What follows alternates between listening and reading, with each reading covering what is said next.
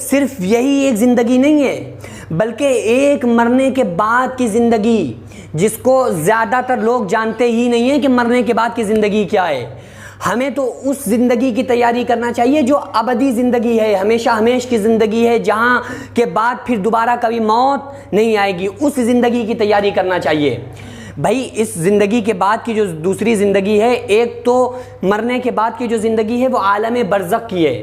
عالم برزخ اس زندگی کو کہتے ہیں جو انسان مرنے کے بعد جس دنیا میں جاتا ہے اس کو عالم برزخ کہتے ہیں۔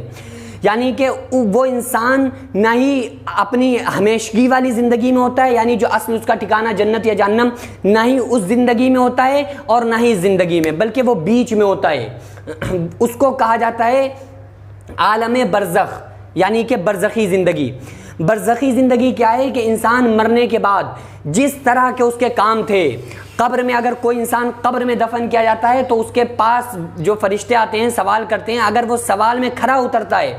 تو اس کے لیے ایک بہت ہی پرسکون زندگی ہوتی ہے، جس زندگی میں اسے کبھی کوئی غم نہیں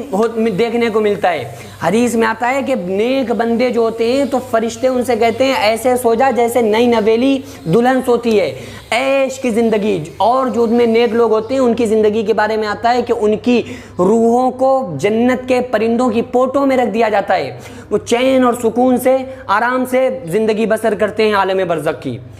اور جو برا بندہ ہوتا ہے، چاہے اس کو زمین میں دفن کر دیا جائے یا سولی پھانسی چڑھا دیا جائے یا اس کو جلا کے راکھ کر دیا جائے یا اس کی باڈی کا پتہ ہی نہ چلے کہ کہاں چلی گئی،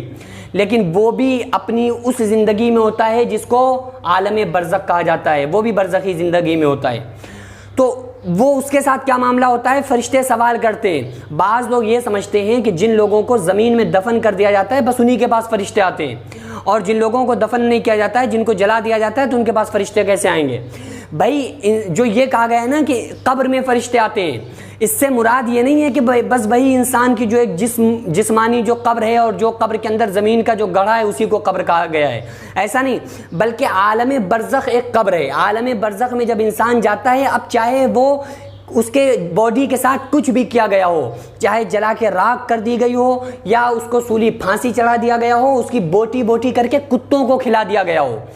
چاہے زمین کے اندر دفن کر دیا گیا ہو، لیکن پھر بھی اس کے پاس فرشتے آتے ہیں، پھر بھی اس سے سوال کرتے ہیں۔ اب آپ کہیں گے بھائی یہ تو ہمارے سمجھ میں نہیں آ رہا کہ اس کے پاس کیسے فرشتے آتے ہوں گے جب وہ قبر ہی میں نہیں ہے۔ تو یہ بات کیسے سمجھ میں آ رہی ہے کہ قبر میں فرشتے آتے ہوں گے؟ یہ بھی ہم نے حضور کی بات پہ مان لیا نا، قرآن نے بتایا، پیارے آقا صلی اللہ علیہ وسلم نے بتایا، ہم نے مان لیا۔ اسی کو ایمان غیب کہتے ہیں، غیب کی باتوں پر ایمان اسی کا نام ہے، الذین یؤمنون بالغیب، کہ ایمان والے وہ ہیں جو غیب کی باتوں پر ایمان لاتے ہیں۔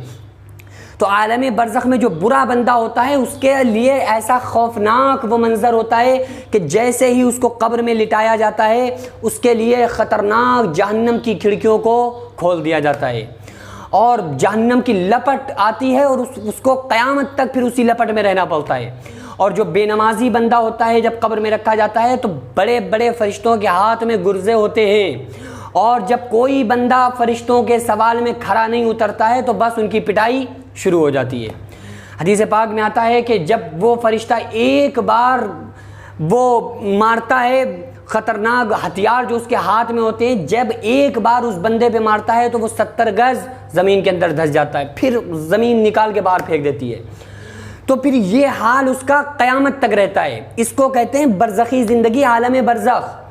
پھر اس زندگی کے بعد، عالم برزخ کے بعد، اللہ تعالیٰ قیامت کے دن سارے لوگوں کو کھڑا کرے گا، منہا خلقناکم وفیہا نعیدکم ومنہا نخرجکم تارۃ اخری۔ اللہ فرماتا میں نے تمہیں اسی مٹی سے پیدا کیا، اسی میں ملا دیا۔